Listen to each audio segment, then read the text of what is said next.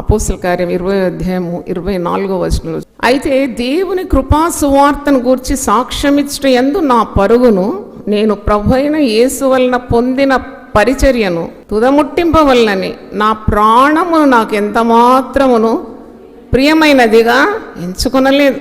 ఈ లోకాన్ని ప్రేమించిన వారు సేవ చేయలేరు, ఈ లోకాన్ని త్యజించిన వారే దేవుని సేవ చేస్తారు. ఇంత మనము సేవ కొరకు వ్యయం చేయాలి, మనల్ని మనం వ్యయం చేసుకోవాలి.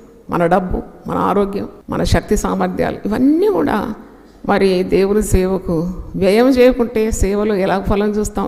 యేసు ప్రభు ఈ లోకంలో మనకు బ్రతుకుటకు చాలినవాడు, మరణము పొందుటకు కూడా సరిపోయినవాడు. He is worthy of living, worthy of dying for him. ప్రాణభయం ఉండేవాళ్ళు సవాళ్ళను ఎదుర్కొంటారు.